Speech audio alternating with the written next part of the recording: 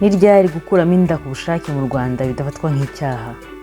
Mu itegeko nimero 38/2018 ryo kuwa 30/8/2018 riteganya ibyaha n'ibihano muri rusange, no mu iteka rya Minisitiri w'Ubuzima rya 2019. Gukuramo inda ntibyemewe, gusa harimo ingingo iteganya ukutaryozwa mu mategeko icyaha cyo gukuramo inda. Ese gukuramo inda bikorwa gute? Ni izihe mpamvu zishobora gutuma umuntu akuramo inda ntakurikiranwe n'amategeko? Ese uwahohotewe agaterwa inda nyuma igakurwamo, uwamuhohoteye akayimutera ashobora gukurikiranwa mu mategeko? Nshuti bakunzi ba P4 TV Official, twongeye kubasuhuza aho muherereye hose mu bice byose by'isi, tunabibutsa abatarakora subscribe kwikora no gukanda ku nzogera kugira ngo ibiganiro tuteguye bijye bihita bibageraho. Ubundi amategeko ahana umuntu ukuyemo inda n'ufashije undi kwikuramo, nk'uko biteganywa n'ingingo 123 y'itegeko rihana ibyaha twavuze haruguru. Igira iti: umuntu wese wikuyemo inda aba akoze icyaha. Iyo bihamijwe n'urukiko ahanishwa igifungo kitari munsi y'umwaka umwe ariko kitarenze imyaka 3, n'ihazabu y'amafaranga y'u Rwanda atari munsi y'ibihumbi 100 ariko atarenze ibihumbi 200. Naho ingingo y'124 y'iryo tegeko ikagira iti: umuntu wese ukuramo undi muntu inda aba akoze icyaha. Iyo bihamijwe n'urukiko ahanishwa igifungo kitari munsi y'imyaka 3 ariko kitarenze imyaka 5.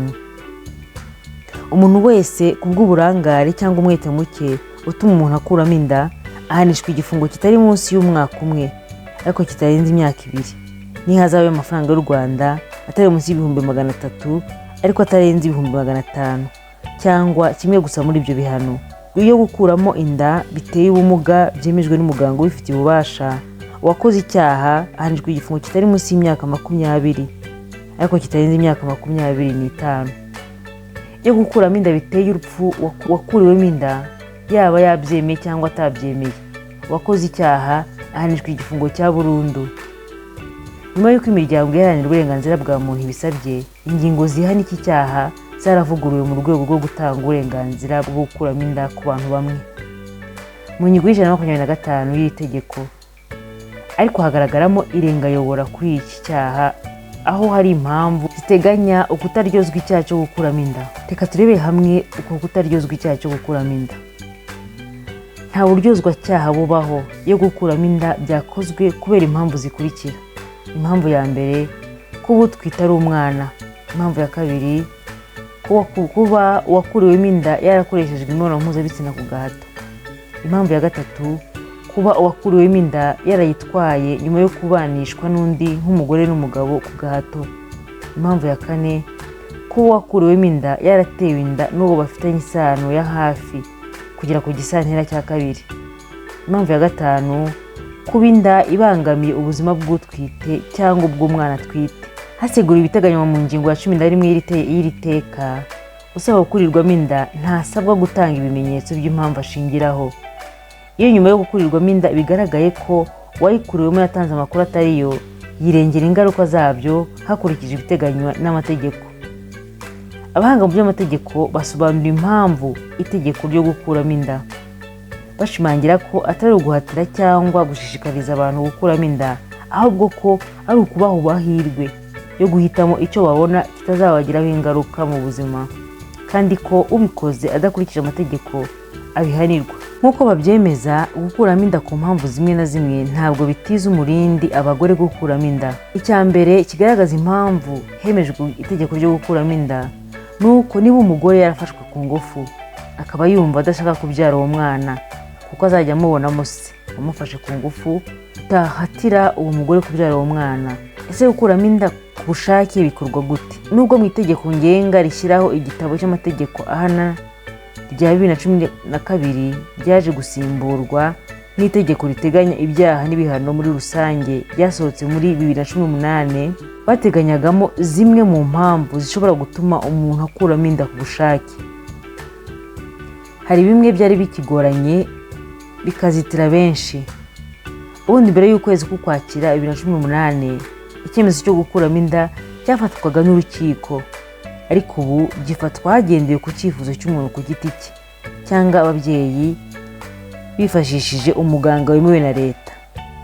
umuntu usaba gukurirwamo inda agomba kugaragaza mu nyandiko yandikiwe muganga ko yemeye ko bayikuramo, amaze gusobanurirwa ibyerekeranye no gukuramo inda byose.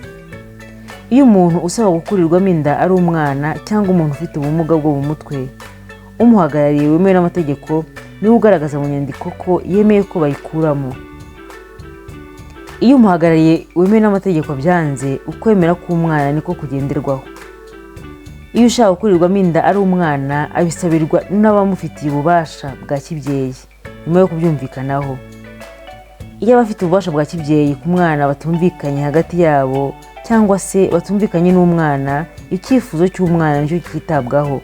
Usaba ko umwana afite ububasha bwa kibyeyi gukurirwamo inda abisaba umuganga wemewe na leta yitwaje inyandiko y'ivuka igaragaza igihe umwana yavukiye. Iteka rya Minisitiri nimero 002/2019 ryo kuwa 8 z'ukwa 4 2019 rigena ibigomba kubahirizwa kugira ngo muganga akuriremo umuntu inda. Rivuga ko uretse mu gihe inda ibangamiye ubuzima bw'utwite cyangwa ubw'umwana atwite, inda ikurwamo igomba kuba itarengeje ibyumweru 22. Turaza kugaruka kuri iri teka mu buryo burambuye. Gukurirwamo inda bikorwa na muganga wemewe na leta. Ibigomba kubahirizwa kugira ngo muganga akuremo inda bigenwa n'iteka rya Minisitiri ufite ubuvuzi mu nshingano ze. Iyo nyuma yo gukurirwamo inda bigaragaye ko uwayikuriwemo yabisabye nta mpamvu yemewe n'itegeko ashingiraho, ahanwa nk'uwikuyemo inda. Gukuriramo inda umuntu bikorerwa mu kigo cy'ubuvuzi cya leta cyangwa ikigenga kiri mu rwego rw'ibitaro cyangwa urwa polytechnique cyemerewe gukorana na Minisiteri ifite ubuzima mu nshingano ze. Umuntu wahohotewe agaterwa inda igakurwamo ku mpamvu amategeko ateganya, uwamuhohoteye akayimutera ntibimubuza gukurikiranwa mu mategeko, kabone n'ubwo inda iba yaravanywemo. Iyo ibimenyetso byakusanyijwe mbere bigaragaza ko yahohoteye umuntu akamutera inda, amategeko ateganya ko abihanirwa kuko aba yaragize uruhare rwo kwangiza ubuzima bw'uwatewe inda ahohotewe. Turebere hamwe imbogamizi zigihari ku gikorwa cyo gukuramo inda. Kugeza ubu abantu basaga 200 bamaze kwemererwa gukuramo inda mu Rwanda kuva mu 2018. Gusa haracyari imbogamizi kuri iki gikorwa nk'uko imiryango iharanira uburenganzira bwa muntu ibivuga. Imbogamizi kuri uburenganzira bwo gukuramo inda. Nubwo itegeko riteganya impamvu kutaryozwa icyaha cyo gukuramo inda, hari ahakiri imbogamizi kuri iki gikorwa. Umwe mu bahanga mu by'uburenganzira bw'ikiremwamuntu wakoze ubusesenguzi yagize ati, hari imbogamizi y'amadini abarizwamo abanyarwanda barenga 95%. Bagushyiramo indangagaciro zo kubyanga, ndetse na bamwe mu baganga bafite imyemerere yo kwanga gukorera abantu iyi serivisi kubera amadini. Ikindi ni amadini atemera gufasha abayagana bifuza gukurirwamo inda. Atungwa agatoki cyane n'amavuriro ya Kiliziya Gatolika n'andi madini kubera imyemerere ituma batemera igikorwa cyo gukuramo inda. Indi mbogamizi yagaragajwe ni inkomanga ku mitima y'abakuyemo inda, kuko benshi bibatera kwiheba no gutakaza icyizere cy'ubuzima, ahanini bishinja icyaha. Ubwo imiryango iharanira uburenganzira bwa muntu nubwo habaho igikorwa cy'ubujyanama no guhumuriza ugiye gukora iki gikorwa mbere y'uko kiba, ngo hakwiriye no gukomeza kubaho guhumurizwa no kwitabwaho byihariye ku bakoze iki gikorwa, cyane ko bibasigira ihungabana n'ipfunwe aho bari. Imbogamizi yindi igarukaho nuko abatanga izi serivisi kwa muganga batizerwa ko babikira ibanga abo babikorera nubwo itegeko ribasaba. Hakaba hari aho bamwe batinya kubagana bagahitamo kubikora mu ibanga, aho bakoresha imiti irimo ibyatsi ikaba yabagiraho ingaruka zo kubatera uburwayi no kubambura ubuzima. Itegeko ryo kwemererwa gukuramo inda ryateje impaka nyinshi zishingiye ku muco nyarwanda n'amateka y'igihugu. Hari abavugaga ko rihabanye n'uburenganzira bwa muntu, mu gihe abanyamadini bo bavugaga ko rihabanye n'imyizerere nyobokamana. Reka noneho turebere hamwe ibiteganywa n'iteka rya Minisitiri nimero 002/2019 ryo kuwa 8 z'ukwa 4 2019 rigena ibigomba kubahirizwa kugira ngo muganga akuriremo umuntu inda. Ingingo ya mbere, icyo iri teka rigamije, iri teka rigena ibigomba kubahirizwa kugira ngo umuganga akuriremo umuntu inda. Turebe ku ngingo ya 3, impamvu zemewe gukuramo inda. Gukuramo inda bikorwa ku mpamvu zikurikira. Impamvu ya mbere, kuba umuntu utwite ari umwana. Impamvu ya kabiri, kuba usaba gukurirwamo inda yarakoreshejwe imibonano mpuzabitsina ku gahato. Impamvu ya gatatu, kuba usaba gukurirwamo inda yarayitwaye nyuma yo kubanishwa ku gahato n'undi nk'umugore n'umugabo. Impamvu ya kane, kuba usaba gukurirwamo inda yarayitewe n'ubwo bafitanye isano ya hafi kugera ku gisantera cya kabiri. Impamvu ya gatanu, kuba inda ibangamiye ubuzima bw'utwite cyangwa ubw'umwana atwite. Hasigura ibiteganywa mu ngingo ya 11 y'iteka, usaba gukurirwamo inda ntasabwa gutanga ibimenyetso by'impamvu ashingiraho. Iyo nyuma yo gukurirwamo inda bigaragaye ko uwayikuriwemo yatanze amakuru atariyo, yirengera ingaruka zabyo hakurikijwe ibiteganywa n'amategeko. Ku ngingo ya 4, igihe ntarengwa cyo gukuramo inda. Uretse mu gihe inda ibangamiye ubuzima bw'utwite cyangwa ubw'umwana atwite, inda ikurwamo igomba kuba itarengeje ibyumweru 22.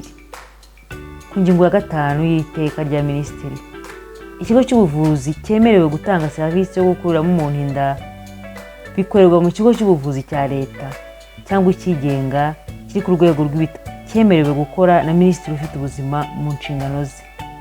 Ingingo ya 6, uko umwana bisabirwa gukurirwamo inda. Iyo ushaka gukurirwamo inda ari umwana, abisabirwa n'umuhagarariye bemewe n'amategeko nyuma yo kubyumvikanaho. Iyo abamuhagarariye bemewe n'amategeko batumvikanye hagati yabo cyangwa batumvikanye n'umwana, icyifuzo cy'umwana nicyo cyitabwaho.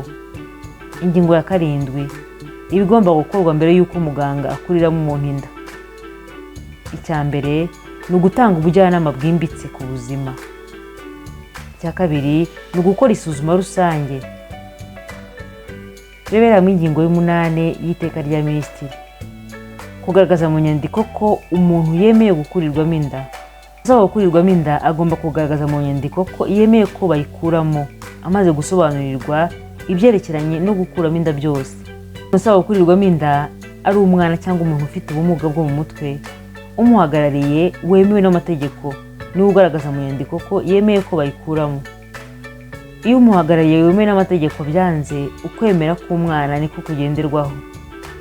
Ingingo ya 9, guhabwa serivisi yo gukurirwamo inda.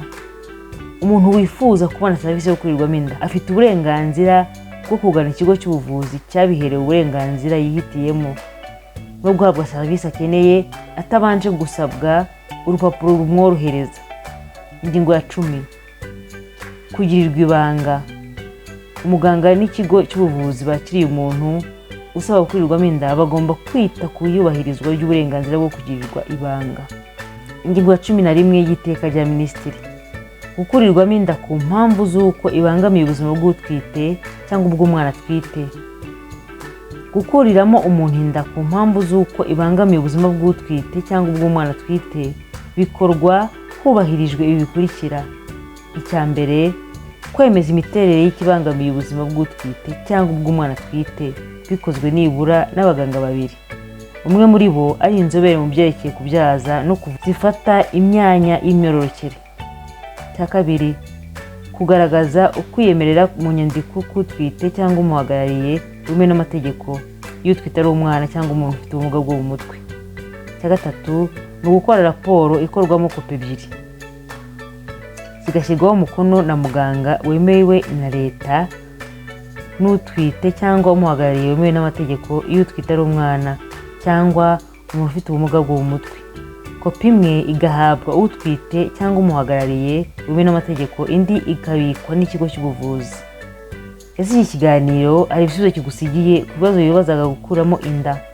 Hari ibitekerezo mwatwungura cyangwa inama mwaduhamagara kuri 079 08 58 217.